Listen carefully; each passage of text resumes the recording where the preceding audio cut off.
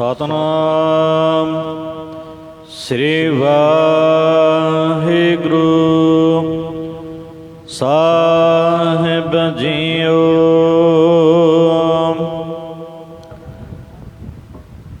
ਮੁੰਦਰਾ ਮੋਨ ਦਇਆ ਕਰ ਝੋਲੀ, ਪਦਰ ਕ ਕਰਹੁ ਵਿਚਾਰ ਰੇ। ਖਿੰਥਾਇਓ ਤਨ ਸੀਓ ਆਪਨਾ, ਨਾਮ ਕਰੋ ਆਧਾਰ ਰੇ। ਮੁੰਦਰਾ ਮੋਨ ਦਇਆ ਕਰ ਝੋਲੀ। ਵਾਹਿਗੁਰੂ ਜੀ ਕਾ ਖਾਲਸਾ, ਵਾਹਿਗੁਰੂ ਜੀ ਕੀ ਫਤਿਹ। ਕੋਟ ਬ੍ਰਹਮੰਡਾਂ ਦੇ ਮਾਲਕ, ਜੁਗੋ ਜੁਗੀ ਅਟਲ ਸ਼ਬਦਾ ਅਵਤਾਰ, ਦਸਾਂ ਪਾਤਸ਼ਾਹੀਆਂ ਦੀ ਆਤਮਿਕ ਜੋਤ, ਧੰਨ ਧੰਨ ਸਤਿਗੁਰੂ ਸ੍ਰੀ ਗੁਰੂ ਗ੍ਰੰਥ ਸਾਹਿਬ ਸੱਚੇ ਪਾਤਸ਼ਾਹ ਜੀ ਮਹਾਰਾਜ ਜੀ ਦੀ ਪਵਿੱਤਰ ਪਾਵਨ ਹਜ਼ੂਰੀ ਦੇ ਵਿੱਚ ਜੁੜਮਨ ਬੈਠੀ ਗੁਰੂ ਰੂਪ ਗੁਰੂ ਖਾਲਸਾ ਸਾਧ ਸੰਗਤ ਜੀਓ। ਆਓ ਬੜੇ ਪਿਆਰ ਯਾਰ ਸਤਿਕਾਰ ਦੇ ਨਾਲ ਅੰਮ੍ਰਿਤ ਬਾਣੀ ਹਰ ਹਰ ਤੇਰੀ, ਸੁਣ ਸੁਣ ਹੋਵੇ ਪਰਮਗਤ ਮੇਰੀ। ਜਲਨ ਬੁਝੀ ਸੀਤਲ ਹੋਏ ਮਨੁਆ, ਸਤਿਗੁਰ ਕਾ ਦਰਸ਼ਨ ਪਾਈ ਜੀਓ। ਸਤਿਗੁਰਾਂ ਦੀ ਪਵਿੱਤਰ ਅੰਮ੍ਰਿਤ ਬਾਣੀ ਦੀ ਕਥਾ ਵਿਚਾਰ ਵਿਆਖਿਆ, ਸੋ ਸਰਵਣ ਕਰਕੇ ਲਾਹ ਪ੍ਰਾਪਤ ਕਰੋ ਜੀ। ਇੱਕ ਵਾਰ ਉਚਾਰਨ ਕਰੋ ਸਤਨਾਮ ਸ੍ਰੀ ਵਾਹਿਗੁਰੂ ਜੀ। ਸਤਨਾਮ ਸ੍ਰੀ ਵਾਹਿਗੁਰੂ ਸਾਹਿਬ ਜੀਓ। ਰਾਮ ਕਲੀ ਕੀ ਵਾਰ, ਇਹ ਰਾਮ ਕਲੀ ਰਾਗਣੀ ਦੀ ਉਹ ਵਾਰ ਹੈ। ਰਾਏ ਬਲਵੰਡ ਤਥਾ ਸਤੈ ਡੂਮ ਆਖੀ, ਜੋ ਰਾਏ ਬਲਵੰਡ ਅਤੇ ਸਤੇ ਮਰਾਸੀ ਰਬਾਬੀ ਨੇ ਕਥਨ ਕੀਤੀ ਹੈ। ਇੱਕ ਓੰਕਾਰ, ਇੱਕ ਅਦੁੱਤੀ ਬ੍ਰਹਮ ਓੰਕਾਰ, ਜੋ ਸਰਬ ਦਾ ਪ੍ਰਕਾਸ਼ਕ ਹੈ। ਸਤਿਗੁਰ ਪ੍ਰਸਾਦ, ਜੋ ਸਤਿਗੁਰਾਂ ਦੀ ਕਿਰਪਾ ਦੁਆਰਾ ਪ੍ਰਾਪਤ ਹੁੰਦਾ ਹੈ। ਨਾਉ ਕਰਤਾ ਕਾਦਰ ਕਰੇ, ਕਰਤਾ ਰਚਨਹਾਰ ਵਾਹਿਗੁਰੂ, ਜਿਸ ਦੇ ਨਾਮ ਨੂੰ ਸਮਰੱਥ ਕਰ ਦੇਵੇ, ਭਾਵ ਸਰਬ ਸ਼ਕਤੀਮਾਨ ਬਣਾ ਕੇ ਕੁਦਰਤ ਦਾ ਮਾਲਕ ਬਣਾ ਦੇਵੇ। ਇਸੇ ਪ੍ਰਕਾਰ ਨਾਉ ਕਰਤਾ ਕਾਦਰ ਕਰੇ, ਕਰਤਾ ਪੁਰਖ ਜਿਸ ਦੇ ਨਾਮ ਨੂੰ ਆਪਣੇ ਸਦਰਸ਼ ਕਰ ਦੇਵੇ, ਆਪਣੇ ਬਰਾਬਰ ਕਰ ਦੇਵੇ। ਇਹ ਸ੍ਰੀ ਗੁਰੂ ਨਾਨਕ ਦੇਵ ਜੀ ਦੀ ਉਪਮਾ ਪ੍ਰਤੀ ਬਚਨ ਨੇ, ਕਿਉਂਕਿ ਆਪ ਆਪਣਾ ਸਰੂਪ ਧਾਰ ਕੇ ਗੁਰੂ ਨਾਨਕ ਸਰੂਪ ਦੇ ਵਿੱਚ ਵਾਹਿਗੁਰੂ ਆਇਆ ਹੈ। ਇਸੇ ਕਰਕੇ ਸਤਿਗੁਰਾਂ ਦਾ ਨਾਮ ਪਰਮੇਸ਼ਰ ਨੇ ਆਪਣੇ ਤੁਲ ਕੀਤਾ ਹੋਇਆ। ਜਿਵੇਂ ਜੋਤ ਰੂਪ ਹਰਿਆਮ ਗੁਰੂ ਨਾਨਕ ਕਹਾਇਓ, ਤਾਤੇ ਅੰਗਦ ਭਇਓ, ਤਤ ਸਿਉ ਤਤ ਮਿਲਾਇਓ। ਅੰਗਦ ਕਿਰਪਾ ਧਾਰ, ਅਮਰ ਸਤਿਗੁਰ ਥਿਰ ਕੀਓ। ਅਮਰਦਾਸ ਅੰਮ੍ਰਿਤ ਛਤਰ, ਗੁਰ ਰਾਮੈ ਦਿਓ। ਗੁਰ ਰਾਮਦਾਸ ਦਰਸ਼ਨ ਪਰਸ, ਕੈ ਮਥੁਰਾ ਅੰਮ੍ਰਿਤ ਬੈਣ। ਮੂਰਤ ਪੰਚ ਪਰਮਾਨ ਪੁਰਖ, ਗੁਰ ਅਰਜੁਨ ਇਕੋ ਨੈਣ। ਸੋ ਜੋ ਕਰਤਾ ਪੁਰਖ ਵਾਹਿਗੁਰੂ ਅਕਾਲ ਪੁਰਖ ਹੈ। ਸੋ ਜਿਸ ਨੂੰ ਆਪ ਦੇ ਸਦਰਸ਼, ਆਪ ਦੇ ਬਰਾਬਰ, ਆਪ ਦਾ ਰੂਪ ਬਣਾ ਦੇਵੇ। ਇਹ ਸ੍ਰੀ ਗੁਰੂ ਨਾਨਕ ਦੇਵ ਜੀ ਬਾਬਤ ਬਚਨ ਨੇ ਭੱਟਾਂ ਦੇ। ਕਲਗੀਧਰ ਨੇ ਖੁਦ ਆਪ ਲਿਖਿਆ, ਮੈਂ ਹਉ ਪਰਮ ਪੁਰਖ ਕੋ ਦਾਸਾ, ਜਾਂ ਮੈਂ ਆਪਣਾ ਸੁਤ ਤੋਹੇ ਨਿਵਾਜਾ, ਪੰਥ ਪਰਚੁਰ ਕਰਬੇ ਕੋ ਸਾਜਾ। ਜਿਹੜਾ ਪੁੱਤਰ ਹੈ ਉਹ ਪਿਓ ਦਾ ਦੂਜਾ ਰੂਪ ਹੀ ਹੁੰਦਾ ਹੈ। ਤੋ ਇਸ ਤਰ੍ਹਾਂ ਜਿਸ ਨੂੰ ਮਾਲਕ ਆਪ ਦੇ ਬਰਾਬਰ ਕਰ ਦੇਵੇ। ਕਿਉ ਬੋਲ ਹੋਵੇ ਜੋ ਖੀਵਦਾ, ਉਸ ਦੇ ਜੋ ਬਚਨ ਹੁੰਦੇ ਨੇ, ਉਹਨਾਂ ਬਚਨਾਂ ਨੂੰ ਕਿਸੇ ਵੀ ਜੀਵ ਤੋਂ ਬੁੱਧ ਰੂਪ ਤੱਕੜੀ 'ਚ ਪਾ ਕੇ ਕਿਸ ਪ੍ਰਕਾਰ ਜੋ ਖੀਵਦਾ, ਜੋਖਣਾ ਹੋਵੇ, ਭਾਵ ਤੋਲਣਾ ਹੋਵੇ, ਜਾਂ ਬੋਲਾਂ ਕਰਕੇ ਉਸ ਦਾ ਜੋਖਣਾ ਕਿਸ ਪ੍ਰਕਾਰ ਹੋਵੇ। ਇਸੇ ਤਰ੍ਹਾਂ ਜੋ ਖੀਵਦਾ, ਜੋ ਉਸ ਦੇ ਬੋਲ ਬਚਨ ਨੇ, ਉਹਨਾਂ ਬਚਨਾਂ ਦਾ ਕਿਸ ਪ੍ਰਕਾਰ ਖੀਵਦਾ ਸਹਾਰ ਨਾ ਹੋਵੇ, ਭਾਵ ਸਹਾਰੇ ਨਹੀਂ ਜਾਂਦੇ। ਗੁਰਾਂ ਦੀ ਕਿਰਪਾ ਤੋਂ ਬਗੈਰ ਕਿਵੇਂ ਬਚਨ ਸਹਾਰੇ ਜਾ ਸਕਦੇ ਨੇ, ਭਾਵ ਨਹੀਂ ਸਹਾਰੇ ਜਾ ਸਕਦੇ। ਉੱਥੇ ਕਿਸ ਤਰ੍ਹਾਂ ਬੋਲ ਝਗੜਾ ਹੋ ਸਕਦਾ ਹੈ? ਕਿਉਂ ਬੋਲ ਬਹੁਤਾ ਬੋਲਣ ਚੱਕਣ ਹੋਏ, ਵੱਡੇ ਬੰਦੇ ਨਾਲ ਝਗੜਾ ਕਰ ਹੀ ਨਹੀਂ ਸਕਦੇ। ਜਿੱਥੇ ਜੋ ਖੀਵਦਾ ਤੋਲਿਆ ਜਾ ਰਿਹਾ, ਭਾਵ ਪੂਰਾ ਤੁਲ ਰਿਹਾ ਹੈ, ਅਰਥਾਤ ਇਨਸਾਫ ਪਹਿਲਾਂ ਹੀ ਹੋ ਰਿਹਾ, ਝਗੜੇ ਦਾ ਮਤਲਬ ਹੀ ਕੋਈ ਨਹੀਂ ਹੈ। ਸੋ ਇਸ ਵਾਸਤੇ ਦੇ ਗੁਨਾ ਸਤ ਭੈਣ ਭਰਾਵ ਹੈ। ਜਿਸ ਸ੍ਰੀ ਗੁਰੂ ਨਾਨਕ ਦੇਵ ਜੀ ਦੇ ਸੱਚ ਅਤੇ ਦੇਵੀ ਗੁਣ ਭੈਣ ਅਤੇ ਭਰਾ ਹਨ, ਜਾਂ ਸੰਤੋਖ ਆਦਿਕ ਦੇਵੀ ਗੁਣ ਭਰਾ ਤੇ ਕਰੁਣਾ ਮੈਤਰੀ ਮਦਦਤਾ ਰੂਪ ਭੈਣਾਂ ਹਨ। ਪਾਰੰਗਤ ਦਾਨ ਪੜੀ ਵਦਾ, ਜਿਸ ਸਤਿਗੁਰੂ ਨਾਨਕ ਦੇਵ ਮਹਾਰਾਜ ਦੇ ਦਰਬਾਰ ਦੇ ਵਿੱਚੋਂ ਪਰਮ ਗਤੀ ਕੇਵਲ ਮੋਖ ਦਾ ਦਾਨ ਪੜੀਵ ਦਾ ਪ੍ਰਾਪਤ ਹੁੰਦਾ ਹੈ, ਅਥਵਾ ਗੁਰੂ ਸ਼ਰਨ ਪੈਣ ਵਾਲੇ ਪੁਰਖ ਨੂੰ ਕੇਵਲ ਮੋਖ ਦਾ ਦਾਨ ਪ੍ਰਾਪਤ ਹੁੰਦਾ ਹੈ।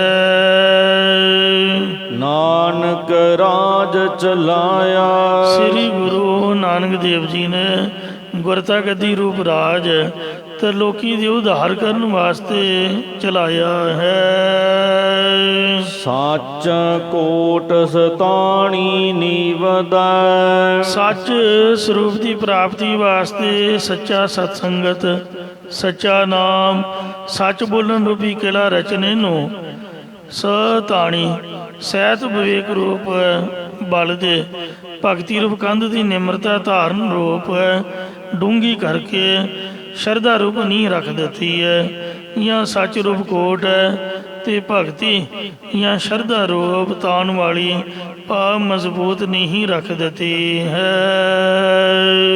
ਲਹਿਣੇ ਧਰਿਓ ਨ ਸਤ ਸਿਰਾ, ਸ੍ਰੀ ਗੁਰੂ ਨਾਨਕ ਦੇਵ ਜੀ ਨੇ ਆਪ ਲਹਿਣੇ ਭਾਵ ਸ੍ਰੀ ਗੁਰੂ ਅੰਗਦ ਦੇਵ ਜੀ ਦੇ ਸਿਰ ਉੱਤੇ ਜਸ ਗੁਰਤਾ ਗੱਦੀ ਰੂਪ ਛਤਰ ਧਰਿਆ ਰੱਖਿਆ ਹੈ। ਜਿਸ ਗੁਰਾਂ ਨੇ ਸਤਿਗੁਰੂ ਨਾਨਕ ਦੁਆਰਾ ਮਹਾਰਾਜ ਫਰਮਾਉਂਦੇ ਨੇ, ਕਾਰਾ ਸਹਤੇ ਅੰਮ੍ਰਿਤ ਪੀਵਦਾ, ਸਤਿਗੁਰੂ ਨਾਨਕ ਦੇਵ ਸਾਹਿਬ ਜੀ ਦੁਆਰਾ ਪ੍ਰਭੂ ਦੀ ਉਸਤਤੀ ਕਰਕੇ ਨਾਮ ਅੰਮ੍ਰਿਤ ਪੀਣਾ ਕੀਤਾ ਸੀ, ਜਾਂ ਗੁਰੂ ਅੰਗਦ ਦੇਵ ਜੀ ਨੇ ਗੁਰਾਂ ਦੀ ਸਿਫਤ ਕਰਨ ਰੂਪ ਅੰਮ੍ਰਿਤ ਨੂੰ ਪੀਣਾ ਕੀਤਾ ਸੀ, ਜਾਂ ਜਿਨ੍ਹਾਂ ਨੇ ਦੂਸਰੇ ਗੁਰਾਂ ਦੀ ਸੰਗਤ ਕਰਕੇ ਪ੍ਰਭੂ ਦੀ ਪ੍ਰੇਮਾ ਭਗਤੀ ਦੁਆਰਾ ਸਿਫਤ ਕੀਤੀ ਹੈ, ਉਹਨਾਂ ਨੂੰ ਗੁਰਾਂ ਨੇ ਨਾਮ ਅੰਮ੍ਰਿਤ ਪਿਲਾਉਣਾ ਕੀਤਾ ਹੈ।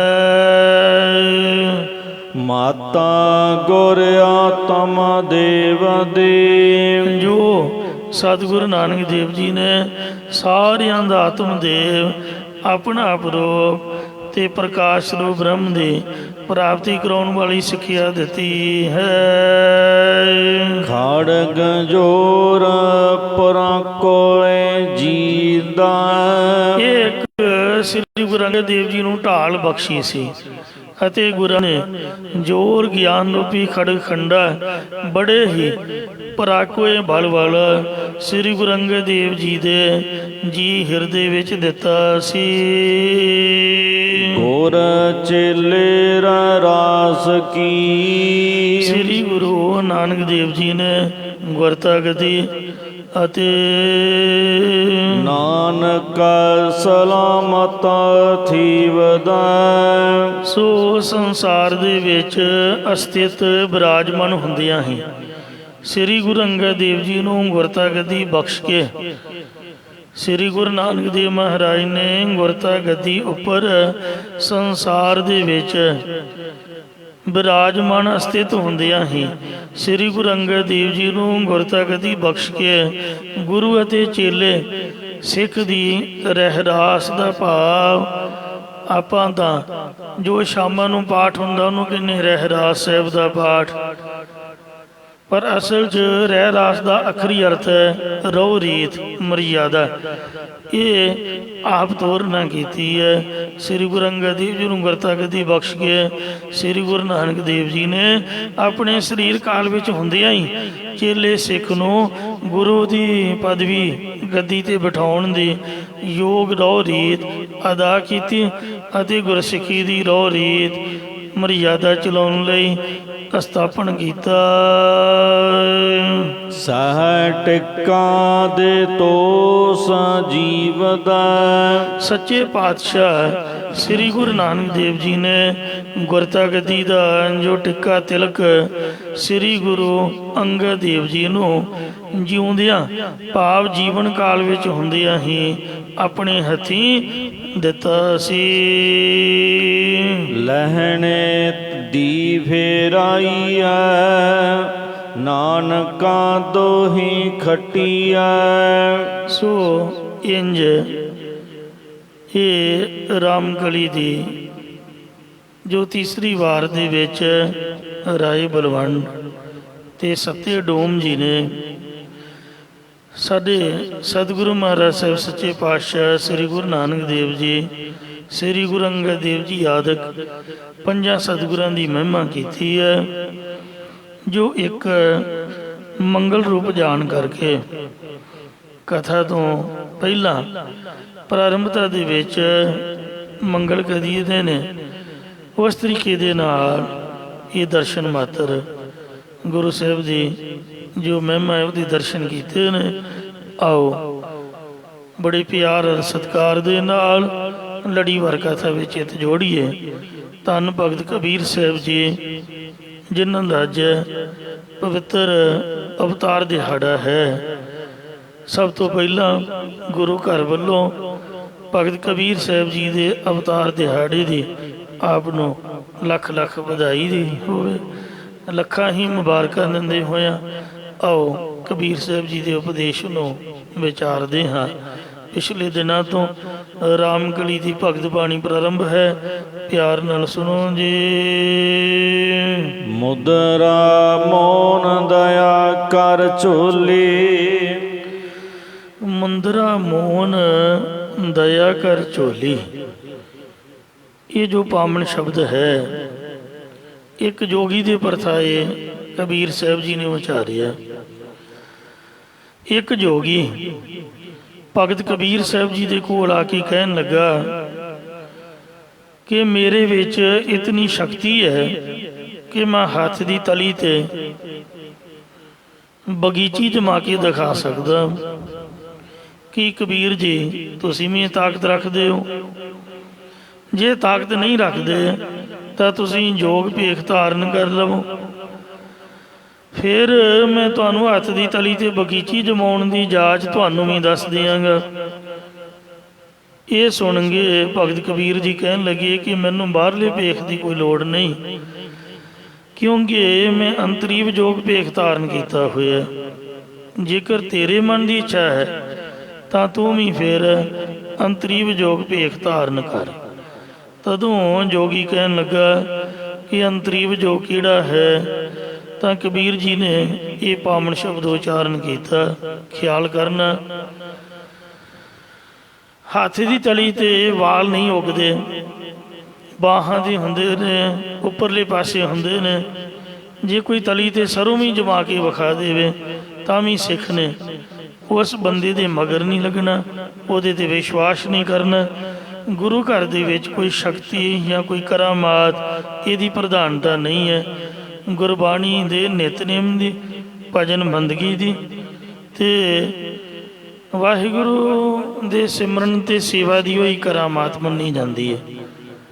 ਮਤਲਬ ਇਹੀ ਬਹੁਤ ਵੱਡੀ ਕਰਾਮਾਤ ਹੈ ਵੀ ਤੁਸੀਂ ਸਾਹਮਣੇ ਮੇਰੇ ਚੌਂਕੜਾ ਮਾਰ ਕੇ ਬੈਠੇ ਹੋਏ ਹੋ। ਚੌਂਕੜਾ ਮਾਰਨਾ ਕੋਈ ਸੌਖਾ ਥੋੜ੍ਹਾ।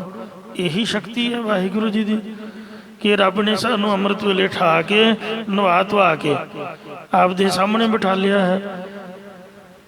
ਫਿਰ ਸਾਡਾ ਚਿੱਤ ਸੰਗਤ ਦੇ ਵਿੱਚ ਜੁੜਿਆ ਹੋਇਆ ਹੈ। ਕਿਸੇ ਕੋਲ 2 ਮਿੰਟ ਬੈਠਣਾ ਔਖਾ ਹੈ। ਫਿਰ ਬਾਣੀ ਦਾ ਨਿਤਨੇਮ, ਭਜਨ ਬੰਦਗੀ, ਇਹੀ ਤਾਂ ਕਰਾਮਾਤ ਹੈ ਗੁਰੂ ਘਰ ਦੇ ਵਿੱਚ। ਲੋਕਾਂ ਕੋਲ 1 ਮਿੰਟ ਟਾਈਮ ਨਹੀਂ, ਪਰ ਇੱਥੇ ਸੇਵਾਦਾਰ ਸਾਰੀ ਸਾਰੀ ਦਿਹਾੜੀ ਸੇਵਾ ਕਰਦੇ ਰਹਿੰਦੇ ਨੇ। ਕਰਾਮਾਤ ਹੀ ਤਾਂ ਹੈ, ਸ਼ਕਤੀ ਤਾਂ ਹੈ। ਗੱਲ ਤਾਂ ਮਾਨਸਿਕ ਸਥਿਤੀ ਦੀ ਹੈ। ਦੁਨੀਆ ਪੈਸੇ ਪਿੱਛੇ ਭੱਜ ਰਹੀ ਹੈ, ਦੌੜ ਕਰ ਰਹੀ ਹੈ। ਇੱਧਰੋਂ ਹੀ ਮਿਲ ਜਾਏ, ਉੱਧਰੋਂ ਹੀ ਮਿਲ ਜਾਏ, ਸਭ ਕੁਝ ਛੱਡ ਕੇ ਮੈਂ ਸਭ ਕੁਝ ਛੋੜ ਪ੍ਰਭ ਤੋਂ ਹੀ 'ਤੇ ਆਇਆ। ਜਿਹੜਾ ਪ੍ਰਭੂ ਦਾ ਨਾਮ ਜਪਣਾ ਜਾਂ ਸੇਵਾ ਕਰਨੀ ਹੈ, ਮੈਂ ਸਮਝਦਾ ਵੀ ਇਹ ਤੋਂ ਵੱਡੀ ਕਰਾਮਾਤ ਸ਼ਕਤੀ ਕੋਈ ਦੁਨੀਆ ਵਿੱਚ ਹੋਰ ਨਹੀਂ ਹੋ ਸਕਦੀ। ਤੋ ਇਸ ਲਈ ਜੇ ਕੋਈ ਕਵੇ ਵੀ ਤੁਹਾਨੂੰ 10ਵੇਂ ਦੁਆਰ 'ਚ ਲੈ ਜਾਈਏ, 10ਵਾਂ ਦੁਆਰ ਹੀ ਆ ਜਿੱਥੇ ਬੈਠੇ ਹੋਏ ਆ। ਉੱਥੇ ਕੀ ਹੁੰਦਾ? ਉੱਥੇ ਵੀ ਤਾਂ ਕਥਾ ਕੀਰਤਨ, ਨਾਮ ਅਭਿਆਸ, ਵਾਜੇ ਵੱਜਦੇ ਅਤੇ ਪ੍ਰਤੱਖ ਆਸਾ ਦੀ ਵਾਰ ਸੁਣੀਏ। ਇਹਨੂੰ ਛੱਡ ਕੇ ਹੋਰ ਕਿੱਧਰ 10ਵੇਂ ਦੁਆਰ 'ਚ ਜਾਣਾ ਭਾਈ ਗੁਰਮੁਖੋ। ਅਤੇ ਬਾਕੀ ਵੀ ਤੂੰ ਆਪ ਦਿਖਾਏਂਗਾ ਜਾਂ ਆਪਦੇ ਬਾਬੇ ਕੋਲ ਲੈ ਕੇ ਜਾਏਂਗਾ। ਤੇਰਾ ਦਿਖਾਇਆ ਜਾਂ ਤੇਰੇ ਬਾਬੇ ਦਾ ਦਿਖਾਇਆ ਤਾਂ ਆਪਾਂ ਵੇਖਣਾ ਨਹੀਂ। ਜੇ ਸਾਨੂੰ ਸਾਡਾ ਬਾਬਾ ਦਿਖਾ ਦੂਗਾ ਤਾਂ ਚੜ੍ਹਦੀ ਕਲਾ, ਅਤੇ ਕਿਤੇ ਹੋਰ ਵੇਖਣ ਵਾਸਤੇ ਆਪਾਂ ਜਾਣਾ ਨਹੀਂ ਚਾਹੁੰਦੇ। ਇੱਥੇ ਬੈਠੇ ਹੀ ਜੇ ਦਿਖਾ ਦੇ ਤਾਂ ਚੜ੍ਹਦੀ ਕਲਾ। ਇਹ ਮਹਾਰਾਜ ਦੀ ਮਰਜ਼ੀ ਹੈ। ਸੋ ਕਹਿਣ ਤੋਂ ਭਾਵ ਜਿੰਨਾ ਮਰਜ਼ੀ ਕੋਈ ਲਾਲਚ ਦੇਵੇ ਵੀ ਤੁਹਾਨੂੰ ਆਹ ਦਿਆਂਗੇ, ਤੁਹਾਨੂੰ ਉਹ ਦਿਆਂਗੇ, ਗੁਰੂ ਘਰ ਛੱਡ ਕੇ ਹੋਰ ਕਿਤੇ ਵੀ ਜਾਣ ਦੀ ਆਗਿਆ ਨਹੀਂ। ਇਸ ਘਰ ਮੇਂ ਹੈ ਸੋ ਤੂੰ ਢੂੰਡ ਖਾਹੇ ਔਰ ਕਿਸੇ ਹੀ ਕੇ ਤੋਂ ਮਤ ਹੀ ਜਾਏ।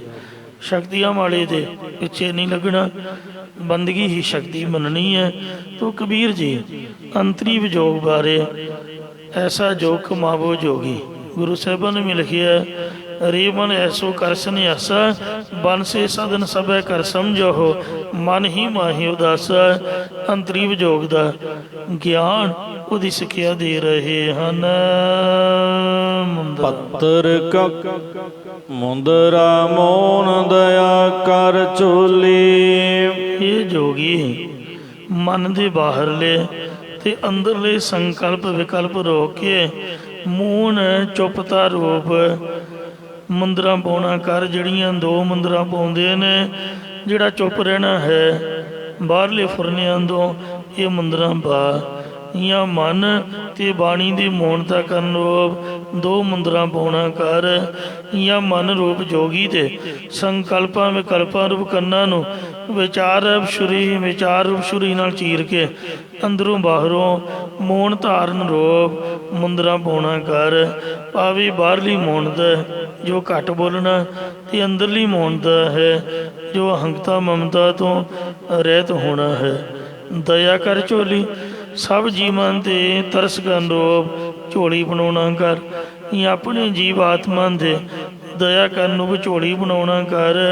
ਜਿਵੇਂ ਝੋਲੀ ਵਿੱਚ ਸਾਰੇ ਪਦਾਰਥ ਹੁੰਦੇ ਨੇ, ਇਸੇ ਤਰ੍ਹਾਂ ਦਇਆ ਕਰਨ ਨਾਲ ਸਾਰੇ ਗੁਣ ਆਪਣੇ ਆਪ ਹੀ ਆ ਕੇ ਪ੍ਰਾਪਤ ਹੋ ਜਾਂਦੇ ਹਨ। ਪੱਤਰ ਕਾ ਕਰੋ ਵਿਚਾਰ ਰੇ। ਅਤੇ ਸਰੂਪ ਦੀ ਵਿਚਾਰ ਦਾ ਨਿਰਣਾ ਕਰਨ ਰੂਪ ਮੰਗਲ ਵਾਲਾ ਪੱਤਰ ਭਾਂਡਾ ਬਣਾਉਣਾ ਕਰ। ਕਿੰਤਾ ਹੋ ਤਨ ਸੀਓ ਆਪਣਾ। ਜੋ ਆਪ ਦਾ ਤਨ ਸਰੀਰ ਪਰਮੇਸ਼ਰ ਦੇ ਨਾਮ ਦੇ ਸੀਵਨਾ ਹੈ, ਇਹ ਖਿੰਤਾ ਗੋਦੜੀ ਬਣਾਉਣਾ ਕਰ। ਇਸੇ ਪ੍ਰਕਾਰ ਖਿੰਤਾਇਓ ਤਨ ਸੀਆ ਆਪਣਾ ਜੋ ਆਪਣੇ ਤਨ ਨੂੰ ਗੁਰੂ ਟੈਸ ਵਿੱਚ ਜੋੜਨਾ ਹੈ, ਇਹ ਗੋਦੜੀ ਸਿਉਣਾ ਕਰ। ਇਸੇ ਪ੍ਰਕਾਰ ਖਿੰਤਾਇਓ ਤਨ ਸੀਆ ਆਪਣਾ ਆਪਣੇ ਸਰੀਰ ਨੂੰ ਵਿਸ਼ਿਆਂ ਵੱਲੋਂ ਸੀਮਨ ਭਾਵ ਰੋਕਣਾ, ਇਹ ਗੋਦੜੀ ਪਹਿਨਣਾ ਕਰ। ਬ੍ਰਹਮਾਕਾਰ ਬਿਰਤੀ ਰੂਪ ਸੂਈ ਵਿੱਚ ਮਹਾਵਾਕ ਰੂਪ ਧਾਗਾ ਪਾ ਕੇ ਜੀਵੇਸ਼ ਦੀ ਏਕਤਾ ਕਰਨ ਨੂੰ ਸਿਉਣਾ ਕਰ, ਇਹੀ ਖਿੰਤਾ ਨੂੰ ਪਹਿਨਣਾ ਕਰ। ਨਾਮ ਕਰੋ ਆਧਾਰ ਰੇ ਅਤੇ ਸੰਕਲਪਾਂ ਵਿਕਲਪਾਂ ਵਿੱਚ ਰੁੜੇ ਹੋਏ ਮਨ ਨੂੰ ਟਿਕਾਉਣ ਵਾਸਤੇ ਪਰਮੇਸ਼ਰ ਦੇ ਨਾਮ ਦਾ ਆਸਰਾ ਲੈਣ ਰੂਪ ਬੈਰਾਗਣ ਫੜਨਾ ਕਰ। ਐਸਾ ਜੋਗ ਕਮਾਵਹ ਜੋਗੀ ਇਹ ਜੋਗੀ ਅਜਿਹਾ ਸਰੂਪ ਦੀ ਸਖਿਆਤਾ ਕਰਾਉਣ ਵਾਲਾ ਜੋਗ ਕਮਾਉਣਾ ਕਰ। ਜਬ ਤਬ ਸੰਜਮ ਗੁਰਮੁਖ ਭੋਗੀ ਬਾਣੀ ਦੁਆਰਾ ਜਾਪ ਕਰਨਾ, ਚਿੱਤ ਦੀ ਇਕਾਗਰਤਾ ਰੂਪ ਤਪ ਕਰਨਾ, ਜਾਂ ਤਨ ਦੁਆਰਾ ਸੇਵਾ ਕਰਨ ਰੂਪ ਤਪ ਕਰਨਾ, ਅਤੇ ਇੰਦਰੀਆਂ ਦਾ ਦਮਨ ਕਰਨਾ ਆਦਿਕ ਸਾਧਨ ਦੁਆਰਾ ਗੁਰਮੁਖ ਬਣ ਕੇ ਬ੍ਰਹਮਾਨੰਦ ਨੂੰ ਭੋਗਣਾ ਕਰ। ਜਾਂ ਗੁਰਮੁਖ ਬਣ ਕੇ ਆਤਮਕ ਆਨੰਦ ਨੂੰ ਭੋਗਣਾ ਕਰ। ਤਤ ਬੇਤਾ ਰੂਪ ਰਾਜਾ ਜੋਗੀ ਬਣਨਾ ਕਰ।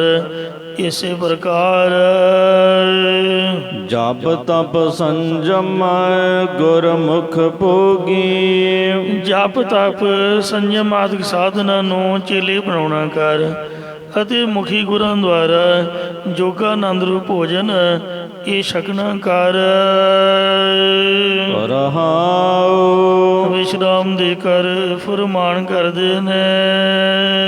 ਬੁੱਧ ਵਿਭੂਤ ਚੜਾਵੋ ਆਪਣੀ ਸਰੂਪ ਦੀ ਸਖਿਆਤਤਾ ਲਈ ਆਪਣੀ ਬੁੱਧੀ ਦੇ ਅੰਦਰ ਸਾਰੇ ਖੰਡਾਂ ਬ੍ਰਹਮੰਡਾਂ ਜਾਂ ਰੋਮ ਰੋਮ ਦੇ ਵਿੱਚ ਬ੍ਰਹਮ ਆਤਮਾ ਨੂੰ ਵੇਖਣ ਲਈ ਅੰਤःਕਰਨ ਨੂੰ ਸਰੀਰ ਤੇ ਸਵਾਸ ਚੜਾਉਣਾ ਕਰ, ਮਲਣਾ ਕਰ।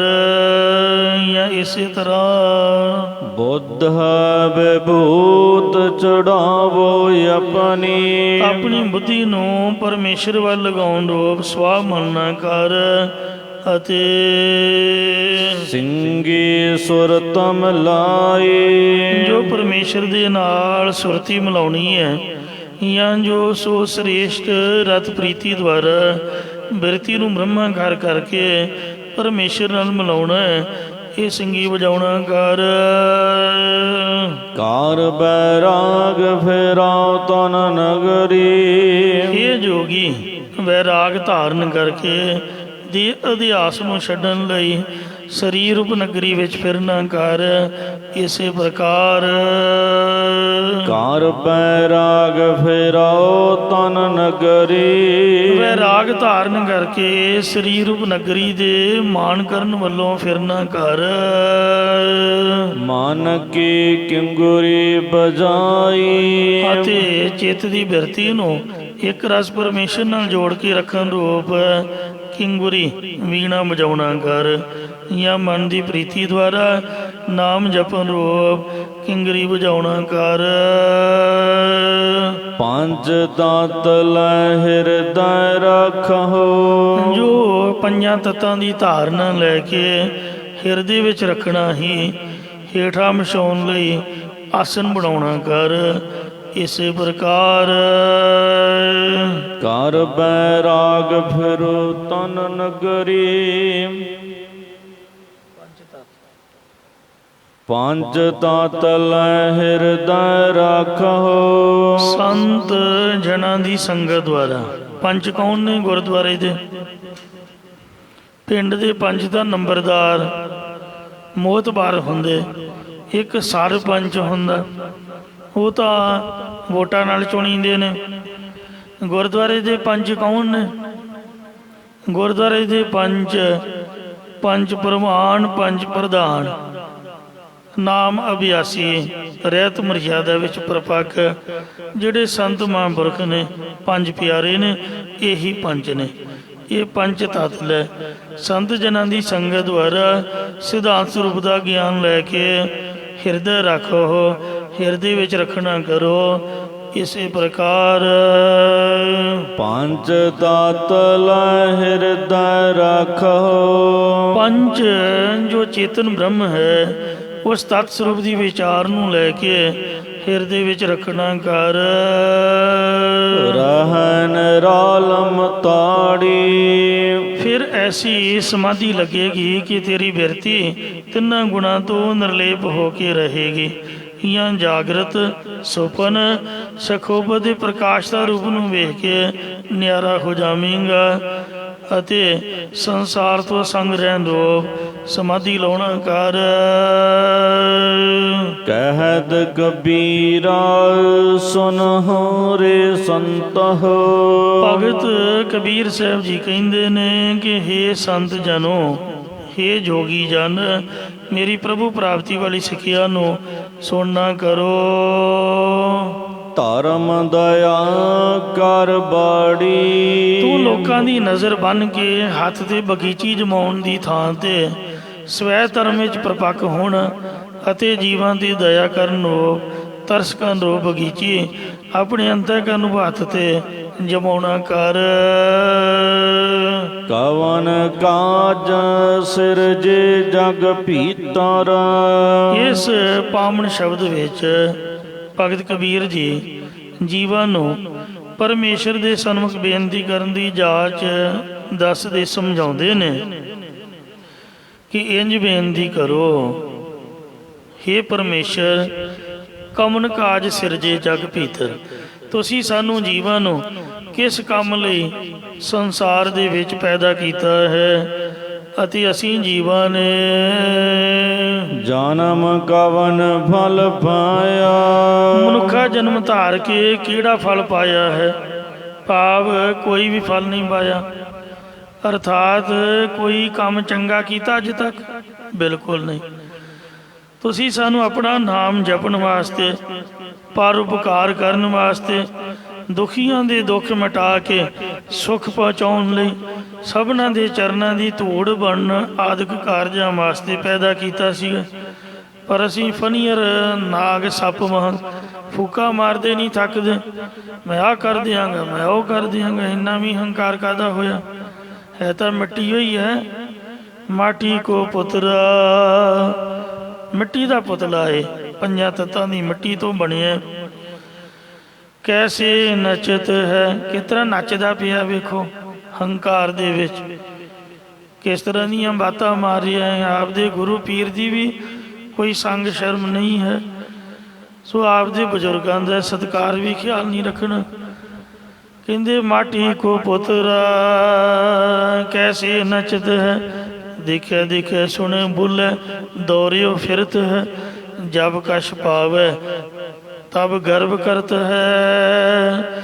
ਜਦੋਂ ਕੁਛ ਮਿਲ ਜਾਂਦਾ ਤਾਂ ਹੰਕਾਰ ਕਰਦਾ ਹੈ ਕਿ ਮੈਂ ਮਿਹਨਤ ਨਾਲ ਕਮਾਇਆ ਹੈ। ਮਿਹਨਤ ਤਾਂ ਸੜਕਾਂ ਦੇ ਲੁੱਕ ਪਾਉਣ ਵਾਲੇ ਵੀ ਬਥੇਰੇ ਕਰਦੇ ਨੇ। ਪੜ੍ਹ ਲਿਖ ਕੇ ਦੁਨੀਆ ਡਬਲ ਐਮਏ ਡਿਗਰੀਆਂ ਲੈ ਕੇ ਕਮਲੀ ਹੋਈ ਪਈ ਹੈ। ਮਿਹਨਤ ਕਰਨ ਵਾਲਿਆਂ ਦੀ ਘਾਟ ਨਹੀਂ ਹੈ, ਉਹ ਤਾਂ ਸਫਲਤਾ ਦੀ ਕਮੀ ਹੈ ਵੀ ਪਰਮਾਤਮਾ ਨੇ ਸਫਲ ਕਿਹਨੂੰ ਬਣਾਉਣਾ ਹੈ। ਇਸ ਲਈ ਕਹਿੰਦੇ ਦੇਖਿਆ ਦੇਖਿਆ ਸੁਣੇ ਬੋਲੇ ਦੌਰਿਓ ਫਿਰਤ ਹੈ। ਜਬ ਕਛ ਪਾਵੇ ਤਬ ਗਰਭ ਕਰਤ ਹੈ। ਮਾਇਆ ਗਈ ਤਬ ਰੋਵਣ ਲਗਤ ਹੈ।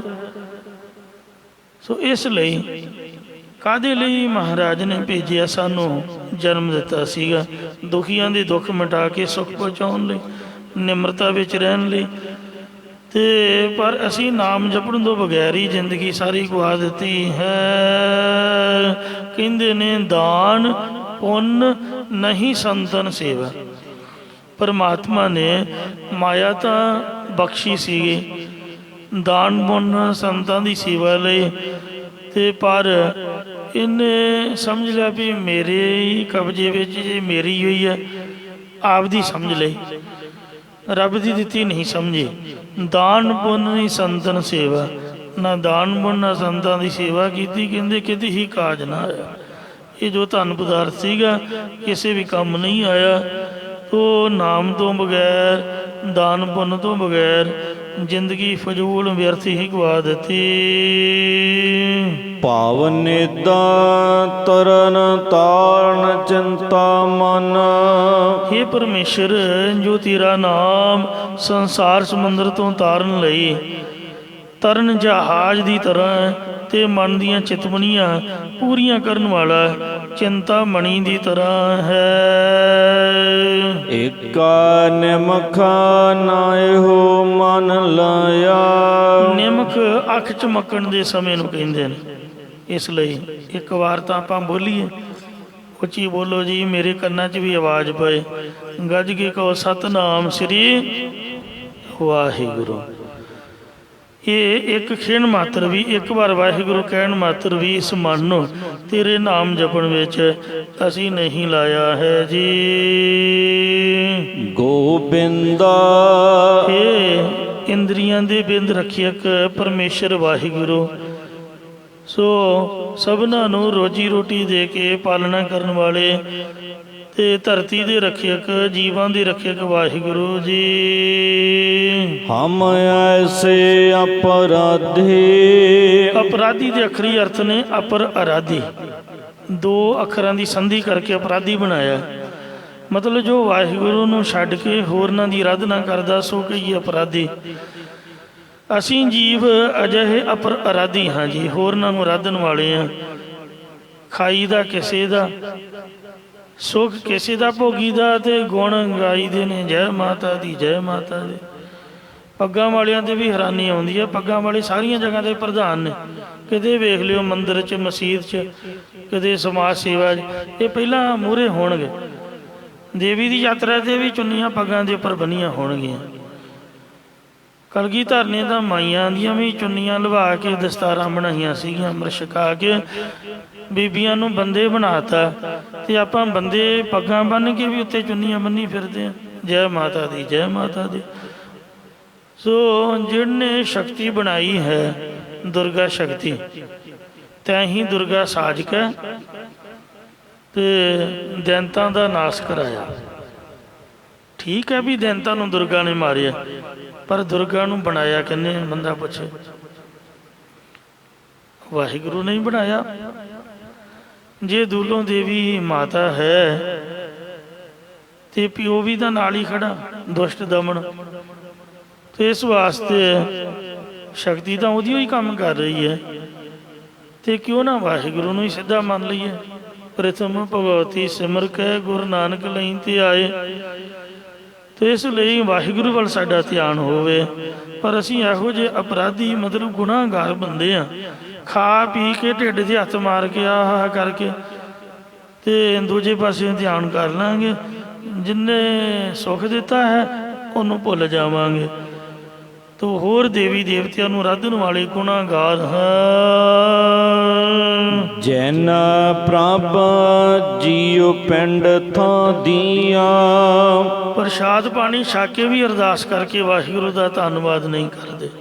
ਪੁਰਾਣੀਆਂ ਮਾਈਆਂ ਹੁੰਦੀਆਂ ਸੀਗੀਆਂ, ਉਹਨਾਂ ਸਭ ਤੋਂ ਪਹਿਲਾਂ ਆਟੇ ਦਾ ਪੇੜਾ ਲਾ ਕੇ ਵਾਹਿਗੁਰੂ ਕਹਿ ਕੇ ਪਿਛਲੇ ਪਾਸੇ ਲਾ ਦੇਣਾ ਧੌਣ ਦੇ, ਮਤਲਬ ਰੱਬ ਦੇ ਨਾਮ ਦਾ ਕੱਢਣਾ। ਕੋਈ ਸਾਧੂ ਸੰਤ ਆ ਗਿਆ, ਗੁਰਦੁਆਰੇ ਵਾਲਾ ਬਾਬਾ, ਉਹਨੂੰ ਉਹ ਦੇਣਾ, ਕਹਿਣਾ ਨਿਆਣੇ ਹੱਥ ਨਾ ਲਾਇਓ।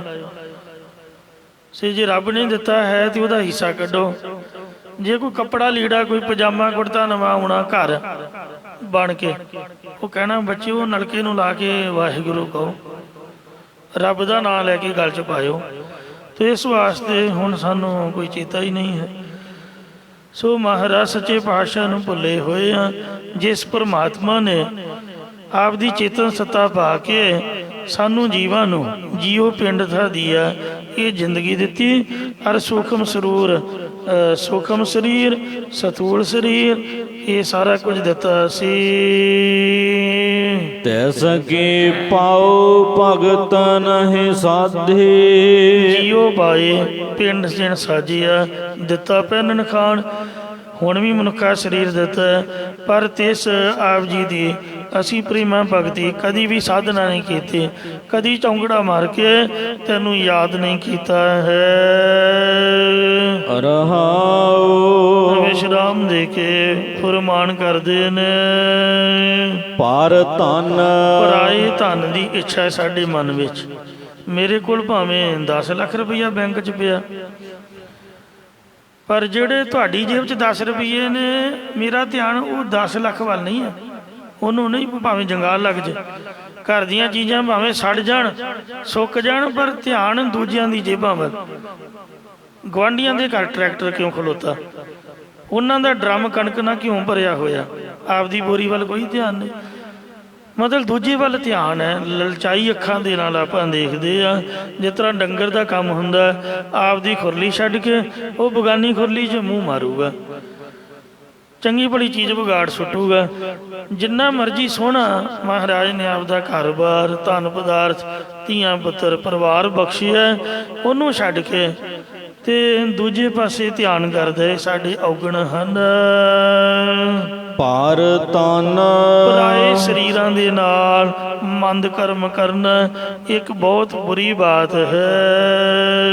ਪਰਤੀ ਨਿੰਦਾ ਪਰਾਏ ਧੀਆਂ ਪੁੱਤਰਾਂ ਨੂੰ ਆਪਦੀ ਤਾਂ ਛੱਡ ਕੇ ਸਾਧ ਬਣ ਜਾਣਾ ਤੇ ਦੂਜਿਆਂ ਨੂੰ ਚੇਲੇ ਬਣਾਉਣ ਦਾ ਮੋਹ ਕਰਨਾ, ਚੇਲੀਆਂ ਆਪਦੇ ਪਿੱਛੇ ਲਾ ਲੈਣੀਆਂ। ਪਰਾਈ ਇਸਤਰੀ ਵੱਲ ਬੁਰੀ ਨਿਗਾਹ ਦੇ ਨਾਲ ਤੱਕਣਾ। ਅੱਖਾਂ ਦਾ ਬੰਦਾ ਕੋਈ ਬੰਦ ਕਰ ਹੀ ਨਹੀਂ ਸਕਦਾ, ਵੇਖਣਾ ਤਾਂ ਪਊਗਾ ਹੀ।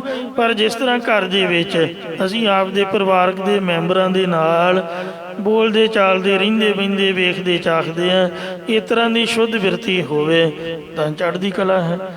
ਤੇ ਬਾਕੀ ਮੰਦ ਦ੍ਰਿਸ਼ਟੀ ਮਾੜੀ ਹੈ। ਨਿੰਦਾ ਹਰ ਵਕਤ ਪਰਾਈ ਹੀ ਨਿੰਦਿਆ ਕਰਦੇ ਰਹਿੰਦੇ ਆ। ਮੇਰੇ ਵਰਗੇ ਬੋਲਦੇ ਤਾਂ ਹੈ ਨਹੀਂ, ਮੀਸਣੇ ਨੇ। ਉਹ ਜਿੱਥੇ ਕੋਈ ਗੱਲ ਹੁੰਦੀ ਹੋਵੇ ਕੰਨ ਲਾ ਕੇ ਖਲੋ ਜਾਂਦੇ ਨੇ, ਸੁਣੀ ਜਾਂਦੇ ਨੇ। ਸੁਣਨ ਦਾ ਵੀ ਇੱਕ ਬੜਾ ਵੱਡਾ ਰਸ ਹੁੰਦਾ। ਇਉਂ ਪਰਾਈ ਦੀ ਨਿੰਦਿਆ ਕਰਦੇ ਤੇ ਸੁਣਦੇ ਨੇ। ਪਰ ਅਪਬਾਦ ਨ ਛੂਟੈ ਪਰਾਏ ਲੋਕਾਂ ਦੇ ਨਾਲ ਖੋਟੇ ਝਗੜੇ ਕਰਨੇ ਆਦਿਕ ਇਹਨਾਂ ਔਗਣਾਂ ਵੱਲੋਂ ਛੁਟਕਾਰਾ ਨਹੀਂ ਮਹਾਰਾਜ ਅਸੀਂ ਪਾਇਆ ਹੈ। ਬਾਣੀ ਵੀ ਪੜ੍ਹਦੇ ਹਾਂ, ਬੜੇ ਬੜੇ ਗਾਤਰੇ, ਕਿਰਪਾਨਾਂ, ਅੰਮ੍ਰਿਤਧਾਰੀ ਵੀ ਆ, ਬੜੇ ਬੜੇ ਦਮਾਲੇ ਵੀ ਸਜਾਏ ਹੋਏ ਨੇ, ਪਰ ਲੜਨੋਂ ਨਹੀਂ ਹਟਦੇ, ਈਰਖਾ ਨਹੀਂ ਛੱਡਦੇ, ਲਾਲਚ ਨਹੀਂ ਛੱਡਦੇ, ਮੋਹ ਮਾਇਆ ਦਾ ਤਿਆਗ ਨਹੀਂ ਹੈ। ਕਾਮ ਨਾ ਬਿਸਰਿਓ, ਕ੍ਰੋਧ ਨਾ ਬਿਸਰਿਓ, ਲੋਭ ਨਾ ਛੋਟਿਓ ਦੇਵਾ, ਪਰ ਨਿੰਦਾ ਮੁਕਤੇ ਨਹੀਂ ਛੋਟੀ, ਨਿਫਲ ਭਈ ਸਭ ਸੇਵਾ। ਅੱਜ ਤੱਕ ਬਣਿਆ ਵੀ ਤਾਈਓ ਕੁਛ ਨਹੀਂ। ਮਤਲਬ ਜੋ ਔਗਣਾਂ ਤੋਂ ਰੋਕਿਆ ਸੀ ਬਾਣੀ ਨੇ, ਇਹ ਪੜ੍ਹਦਿਆਂ ਹੋਇਆਂ ਵੀ, ਸਭ ਕੁਛ ਕਰਦਿਆਂ ਵੀ ਨਹੀਂ ਰੁਕਣਾ। ਗੱਲ ਤਾਂ ਮੰਨਣੀ ਕੋਈ ਨਹੀਂ, ਫਿਰ ਪੜ੍ਹਨ ਦਾ ਫਾਇਦਾ ਕੀ ਹੋਇਆ। ਤੇ ਇਸ ਵਾਸਤੇ ਜੇ ਪੜ੍ਹੇ ਬੰਦਾ ਥੋੜ੍ਹਾ ਪਰ ਅਮਲ ਕਰੇ, ਲਾਭ ਤਾਂ ਉਹਨੂੰ ਹੁੰਦਾ ਹੈ। ਇੰਜ ਉਹ ਜੋ ਕੁਝ ਸਿੱਖ ਕਰਦੇ ਨੇ, ਦਾਨ ਪੁੰਨ ਸੇਵਾ ਸਿਮਰਨ, ਉਹ ਲੜ ਕੇ ਈਰਖਾ ਕਰਕੇ ਗਵਾ ਬੈਠਦੇ ਨੇ। ਆਵਾਗਮਨ ਹੋਤ ਹੈ ਫੁਨ ਫੁਨ। ਇਸੇ ਕਰਕੇ ਮਹਾਰਾਜ ਸਾਡਾ ਅੱਜ ਤੱਕ ਛੁਟਕਾਰਾ ਨਹੀਂ ਹੋਇਆ ਹੈ, ਨਾ ਕੁਛ ਬਣਿਆ। ਤੇ ਹੇ ਪਰਮੇਸ਼ਰ, ਸਾਡਾ ਜੀਵਨ ਦਾ ਮੁੜ ਮੁੜ ਕੇ ਜੰਮ ਕੇ ਆਉਣਾ ਤੇ ਮਰ ਕੇ ਜਾਣਾ ਹੋ ਰਿਹਾ ਹੈ। ਬਾਰ ਬਾਰ 84 ਲੱਖ ਜੂਨਾਂ ਦਾ ਗੇੜਾ ਬਣਿਆ ਰਹਿੰਦਾ ਹੈ। ਇਹੋ ਪਰ ਸੰਗ ਨ ਟੂਟੈ। ਇਹ ਜਿਹੜਾ ਜੰਮਣ ਮਰਨ ਦਾ ਪ੍ਰਸੰਗ ਸਿਲਸਿਲਾ, ਇਹ ਚੱਕਰ ਚੱਲ ਰਿਹਾ ਹੈ, ਇਹ ਕਦੇ ਵੀ ਟੁੱਟਦਾ, ਖਤਮ ਨਹੀਂ ਹੁੰਦਾ। ਪਾਰ ਸੰਗ ਪਰਾਏ ਭਾਵ ਖੋਟੇ ਪੁਰਖਾਂ ਦੀ ਜਾਂ ਖੋਟੇ ਕਾਮ ਆਦਿਕ ਵਿਸ਼ਿਆਂ ਦੀ ਸੰਗਤ ਦਾ ਸਾਥ ਨਹੀਂ ਛੁੱਟਦਾ। ਇਹ ਜਿਹੇ ਕਰ ਕਥਾ ਹੋਤ ਹਰ ਸੰਤਨ। ਇਹ ਪਰਮੇਸ਼ਰ, ਜੇ ਸਤ ਸੰਗਤ ਰੂਪੀ ਘਰ ਵਿੱਚ ਆਪ ਜੀ ਦੇ ਮਹਾਤਮਾ ਜਨਾਂ ਦੁਆਰਾ ਸਰੂਪ ਲਖਣ ਤੇ ਤਟਸਥੀ ਲਖਣਾਂ ਵਾਲੀ ਕਥਾ ਹੁੰਦੀ ਹੈ। ਏਕਾ ਨਿਮਖਾ ਨਾ ਕੀਨੋ ਮੈਂ ਫੇਰਾ। ਉਸ ਸਤ ਸੰਗਤ ਰੂਪ ਘਰ ਦੇ ਵਿੱਚ ਇੱਕ ਖਿਣ ਮਾਤਰ ਭਾਵ ਅੱਖ ਦੇ ਖੋਲਣ ਬੰਦ ਕਰਨ ਜਿੰਨੇ ਸਮੇਂ ਵਿੱਚ ਵੀ ਮੈਂ ਭਾਵ ਅਸਾਂ ਜੀਵਾਂ ਨੇ ਫੇਰਾ ਨਹੀਂ ਪਾਇਆ। ਗੇੜਾ ਨਹੀਂ ਮਾਰਿਆ ਕੀਤਾ ਹੈ।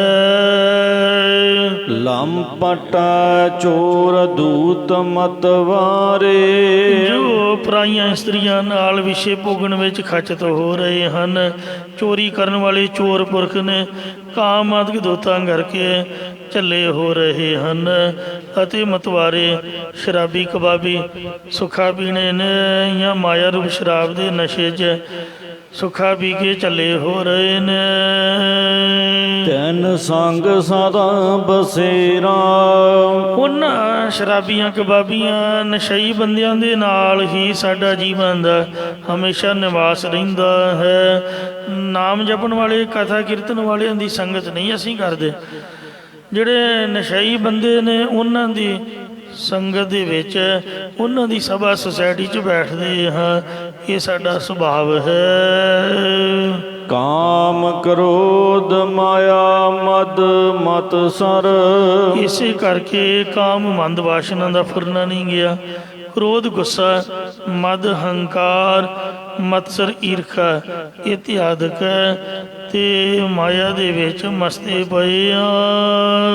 ਇਹ ਸੰਪੈ ਮੋ ਮਾਹੀ, ਇਹ ਆਸੁਰੀ ਸੰਪਦਾ ਵਿਭੂਤੀ ਮੇਰੇ ਅੰਦਰ ਭਾਵ ਸਾਡੇ ਜੀਵਨ ਦੇ ਹਿਰਦੇ ਵਿੱਚ, ਇਹ ਵਾਹਿਗੁਰੂ ਜੀ। ਦਇਆ ਧਰਮ ਅਰ ਗੁਰ ਕੀ ਸੇਵਾ, ਸਾਰੇ ਜੀਵਾਂ ਤੇ ਦਇਆ ਤਰਸ ਕਰਨ, ਸਵੈ ਧਰਮ ਵਿੱਚ ਪਰਪੱਕ ਰਹਿਣਾ ਅਤੇ ਪੂਰੇ ਸਤਿਗੁਰੂ ਦੀ ਸੇਵਾ ਟਹਿਲ ਕਰਨੀ ਆਦਿਕ ਇਹ ਸ਼ੁਭ ਗੁਣ। ਏਸ ਪਨੰਤਰ ਨਾਹੀ, ਇਹ ਸਾਡੇ ਪ੍ਰਤੱਖ ਦਾਂਗੀ ਸੁਪਨੇ ਦੇ ਅੰਦਰ ਵੀ ਨਹੀਂ ਆਉਂਦੇ ਹਨ, ਸੁਪਨੇ ਵਿੱਚ ਵੀ ਔਗਣ ਵਿਕਾਰੀ ਹੀ ਭੋਗਦੇ ਹਾਂ। ਦੀਨ ਦਿਆਲ ਕਿਰਪਾਲ ਦਮੋਦਰ, ਇਹ ਪਰਮੇਸ਼ਰ ਗਰੀਬਾਂ ਦੀ ਦਇਆ ਕਰਨ ਵਾਲਾ ਹੈ ਤੂੰ, ਤੇ ਹੁਣ ਵੀ ਸਾਡੇ ਜੀਵਨ ਦੀ ਕਿਰਪਾਲੂ ਹੈ। ਤੇ ਹੇ ਦਮੋਦਰ ਪਰਮੇਸ਼ਰ, ਅੱਗੇ ਨੂੰ ਵੀ ਤੂੰ ਹੀ ਕਿਰਪਾਲੂ ਹੋਵੇਂਗਾ, ਜਾਂ ਅੱਗੇ ਨੂੰ ਵੀ ਆਪਣੇ ਪੇਟ ਨੂੰ ਪ੍ਰੇਮ ਰੂਪ ਰੱਸੀ ਨਾਲ ਬਣਾਉਣ ਵਾਲਾ ਹੈ।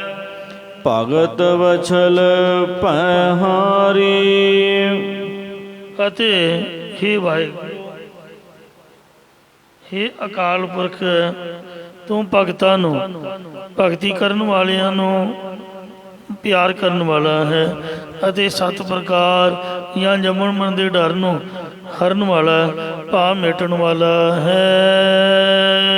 ਕਹਿਤ ਕਬੀਰਾ ਪੀਰ ਜਨ ਰੱਖੋ, ਭਗਤ ਕਬੀਰ ਜੀ ਕਹਿੰਦੇ ਨੇ ਕਿ ਹੇ ਪਰਮੇਸ਼ਰ, ਸਾਨੂੰ ਜੀਵਾਂ ਨੂੰ ਆਪਣੇ ਸੰਤ ਜਨਾਂ ਦੀ ਭੀੜ ਭਾਵ ਸੰਗਤ 'ਚ ਰੱਖਣਾ ਕਰੋ।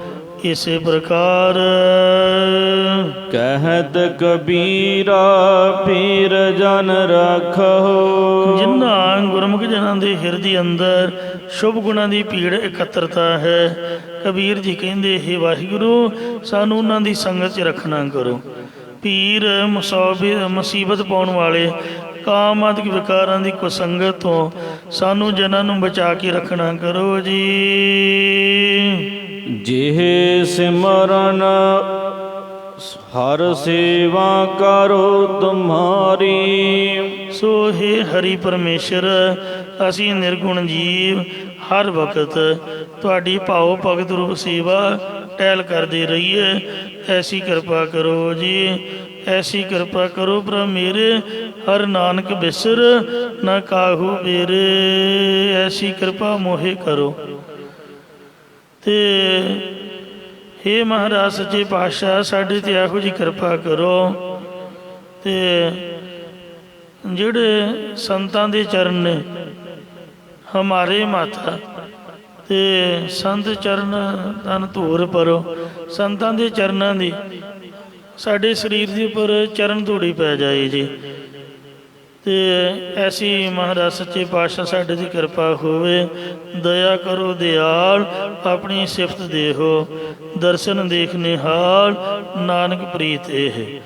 कृपा करहो दीन की दाते, मेरा गुण अवगुण न विचारो कोई, माटी का क्या धोपै स्वामी, मानस की गाते ही। जेह सिमरन होए मुगत दुआर।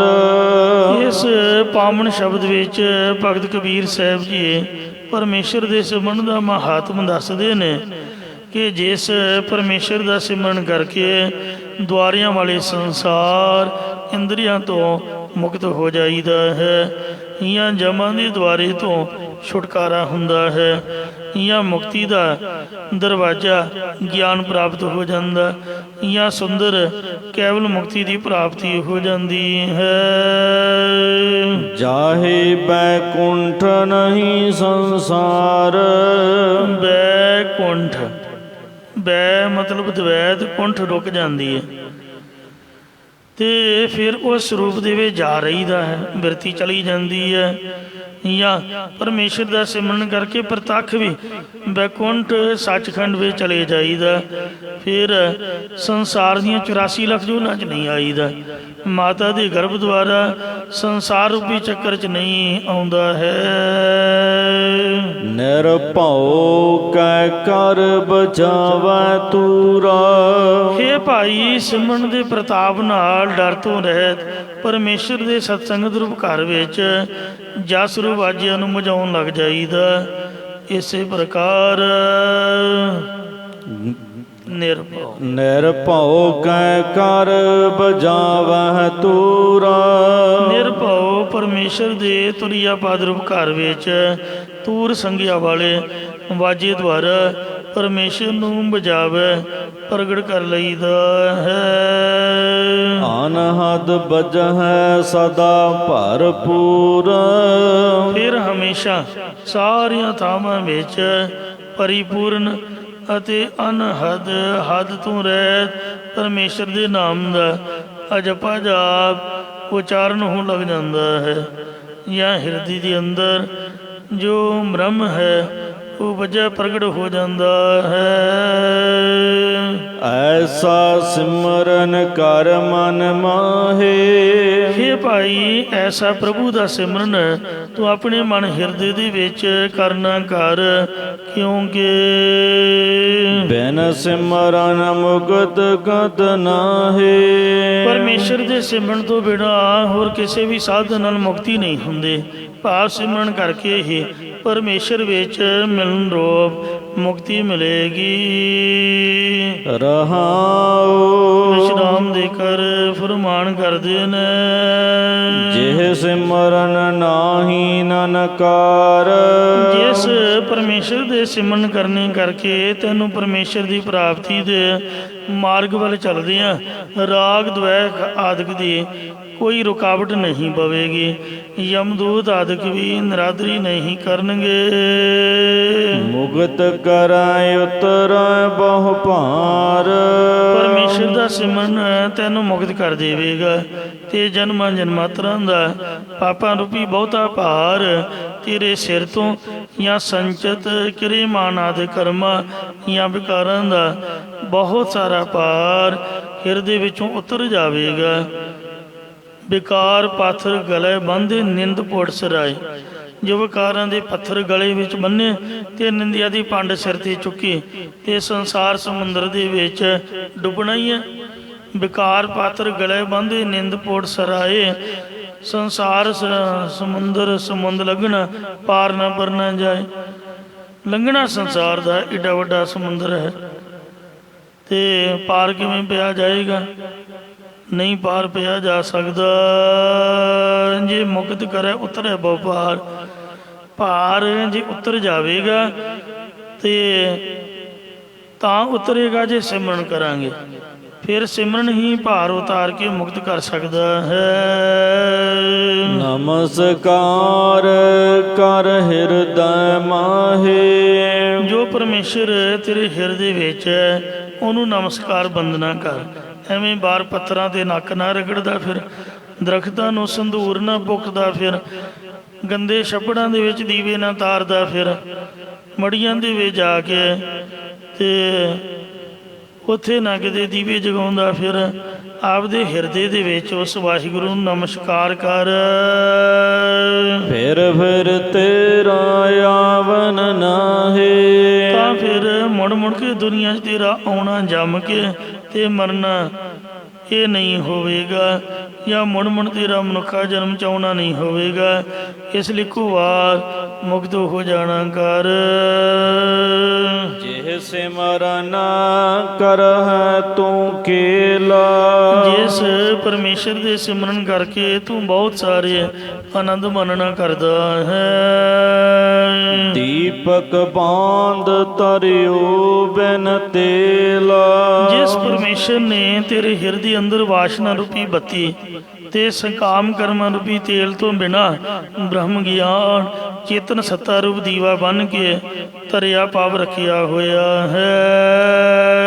ਸੋ ਦੀਪਕ ਅਮਰਕ ਸੰਸਾਰ, ਸੋ ਉਹ ਬ੍ਰਹਮ ਗਿਆਨ ਰੂਪੀ ਦੀਵਾ ਸੰਸਾਰ ਤੋਂ ਅਮਰ ਕਰਨ ਵਾਲਾ ਹੈ, ਜਾਂ ਉਸ ਗਿਆਨ ਰੂਪੀ ਦੀਪਕ ਦਾ ਪ੍ਰਕਾਸ਼ ਕਰਨ ਵਾਲਾ ਬ੍ਰਹਮ ਆਪ ਹੀ ਹੈ, ਜੋ ਸੰਸਾਰ ਤੋਂ ਅਮਰ ਕਰਨ ਵਾਲਾ ਹੈ। ਇਹ ਭਾਈ ਇਸੇ ਤਰ੍ਹਾਂ ਸੋ ਦੀਪਕ ਅਮਰਕ ਸੰਸਾਰ, ਜੇ ਤੂੰ ਆਪਣੇ ਆਪ ਨੂੰ ਸੰਸਾਰ ਤੋਂ ਅਮਰ ਕਰਨਾ ਚਾਹੁੰਦਾ ਹੈ ਤਾਂ ਤੂੰ ਗੁਰਾਂ ਦੁਆਰਾ ਉਸ ਗਿਆਨ ਰੂਪ ਸ਼ਮਾਦਾਨ ਦੀਵੇ ਨੂੰ ਜਗਾਉਣਾ ਕਰ। ਅਤੇ ਮਹਾਰਾਜ ਕਬੀਰ ਜੀ ਕਹਿੰਦੇ ਨੇ, ਕਾਮ ਕ੍ਰੋਧ ਬਿਖ ਕਾਢੀ ਲੈ ਮਾਰ, ਕਾਮ ਕ੍ਰੋਧ ਆਦਿਕ ਵਿਸ਼ਿਆਂ ਦੀ ਜ਼ਹਿਰ ਨੂੰ ਸਮਦਮ ਸਾਧਨਾ ਰੂਪ ਕੋਰੜਿਆਂ ਦੇ ਨਾਲ ਮਾਰ ਕੇ ਬਾਹਰ ਕੱਢ ਲੈ। ਜਿਵੇਂ ਪ੍ਰਤੱਖ ਚੋਰ ਦੀਵਿਆਂ ਦਾ ਚਾਨਣ ਵੇਖ ਕੇ ਭੱਜ ਜਾਂਦੇ ਨੇ, ਇੰਜ ਨਾਮ ਰੂਪ ਦੀਵੇ ਦੇ ਗਿਆਨ ਰੂਪ ਲੋ ਹੇਠ ਕਾਮ ਕ੍ਰੋਧ ਰੂਪ ਚੋਰ ਭੱਜ ਜਾਂਦੇ ਨੇ। ਜੇ ਗਿਆਨ ਪ੍ਰਗਾਸ ਅਗਿਆਨ ਮਿਟੰਤ, ਜਿਹ ਸਿਮਰਨ ਤੇਰੀ ਗਤ ਹੋਏ, ਜਿਸ ਪਰਮੇਸ਼ਰ ਦੇ ਸਿਮਰਨ ਕਰਨ ਦੇ ਨਾਲ ਤੇਰੀ ਗਤ ਕਲਿਆਣ ਹੋਵੇਗੀ। ਸੋ ਸਿਮਰਨ ਰਖ ਕੰਠ ਬਰੋਏ, ਸਾਧ ਸੰਗਤ ਜੀਓ ਕਬੀਰ ਜੀ ਕਹਿੰਦੇ ਕਿ ਕਦੇ ਵੀ ਹਿਰਦੇ ਚੋਂ ਉਤਾਰ ਕੇ ਸੋ ਉਸ ਵਾਹਿਗੁਰੂ ਨੂੰ ਨਾ ਰੱਖ। ਜਿਵੇਂ ਗਲੇ ਦੇ ਵਿੱਚ ਹਾਰ ਪਰੋ ਕੇ ਮਾਲਾ ਪਰੋ ਕੇ ਪਹਿਨੀ ਦੀ ਹੈ, ਸੋ ਉਸ ਪ੍ਰਭੂ ਦੇ ਸਿਮਰਨ ਨੂੰ ਆਪਣੇ ਪ੍ਰਤੱਖ ਜਾਂ ਅੰਤਕਰਨ ਰੂਪ ਗਲੇ 'ਚ ਪ੍ਰੀਤ ਰੂਪ ਸੂਈ ਤੇ ਸਵਾਸਾਂ ਰੂਪ ਧਾਗੇ ਨਾਲ ਪਰੋ ਕੇ ਰੱਖਣਾ ਕਰ। ਜਿਵੇਂ ਵੈਸ਼ਨਾਂ ਦੀ ਤੁਲਸੀ ਰੁਦਰਾਖੀ ਮਾਲਾ ਕੰਠ 'ਚ ਪਰੋ ਕੇ ਰੱਖੀ ਹੁੰਦੀ, ਇਸ ਤਰ੍ਹਾਂ ਤੂੰ ਵੀ ਨਾਮ ਰੂਪ ਮਾਲਾ ਨੂੰ ਹਿਰਦੇ ਰੂਪ ਕੰਠ 'ਚ ਪਰੋ ਕੇ ਰੱਖਣਾ ਕਰ। ਸੋ ਸਿਮਰਨ ਕਰ ਹਰ ਵਕਤ ਉਸ ਪਰਮੇਸ਼ਰ ਦਾ ਸਿਮਰਨ ਕਰਿਆ ਕਰ। ਉਠਤ ਬੈਠਤ ਸੋਵਤ ਨਾਮ, ਕਹੋ ਨਾਨਕ ਜਨ ਕੈ ਸਦਕਾਮ। ਨਹੀਂ ਰਾਖੇ ਉਤਾਰ, ਕਦੇ ਵੀ ਉਸ ਨੂੰ ਹਿਰਦੇ 'ਚ ਉਤਾਰ ਕੇ ਨਾ ਰੱਖ, ਭਾਵ ਕਦੇ ਵੀ ਉਸ ਨੂੰ ਭੁੱਲ ਨਾ। ਜਾਂ ਇਸੇ ਪ੍ਰਕਾਰ ਸੋ ਸਿਮਰਨ ਕਰ, ਇਹ ਭਾਈ ਉਸ ਪਰਮੇਸ਼ਰ ਦਾ ਸਿਮਰਨ ਕਰ। ਨਹੀਂ ਰਾਖੇ ਉਤਾਰ, ਜੇ ਸਿਮਰਨ ਨਹੀਂ ਕਰਨਾ ਤਾਂ ਸਰੀਰ ਤੇ ਸਵਾਹ ਕਿਉਂ ਲਗਾਈ ਹੈ? ਇਹਨੂੰ ਤਾਂ ਉਤਾਰ ਕੇ ਰੱਖ, ਨਹਾ ਧੋ ਕੇ ਸੋਹਣਾ ਤਾਂ ਬਣ, ਗ੍ਰਸਤੀ ਬਣ ਕੇ ਸੰਸਾਰੀ ਕਾਰੋ ਵਿਹਾਰ ਤਾਂ ਕਰ।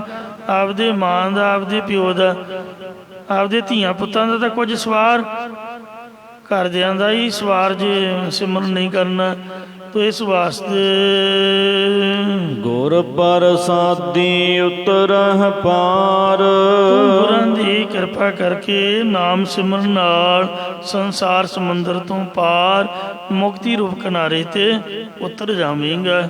ਇਹ ਤੇਰੇ ਤੇ ਕਿਰਪਾ ਹੋਵੇਗੀ। ਇੱਥੇ ਪਾਵਨ ਸ਼ਬਦ ਦੀਆਂ 4 ਪੌੜੀਆਂ ਸੰਪੂਰਨ ਹੋਈਆਂ ਨੇ, ਇੰਨੀਆਂ ਕੀ ਅੱਗੇ ਹੋਰ ਹਨ। ਸੋ ਕਥਾ ਨੂੰ ਵਿਸ਼ਰਾਮ ਦਿੰਦੇ ਹੋਏ ਆਪ ਜੀ ਪਾਸੋਂ ਭੁੱਲਾਂ ਚੁੱਕਾਂ ਦੀ ਖਿਮਾ ਮੰਗਦੇ ਹਾਂ ਜੀ। ਅੱਜ ਭਗਤ ਕਬੀਰ ਸਾਹਿਬ ਜੀ ਦਾ ਅਵਤਾਰ ਦਿਹਾੜਾ ਹੈ। ਅਵਤਾਰ ਦਿਹਾੜਾ ਕਹਿ ਲਓ, ਜਨਮ ਦਿਹਾੜਾ ਕਹਿ ਲਓ, ਕਬੀਰ ਜੀ ਦੀ ਜਯੰਤੀ ਕਹਿ ਲਓ, ਇੱਕੋ ਹੀ ਭਾਵ ਦੇ ਕਈ ਨਾਮ ਨੇ।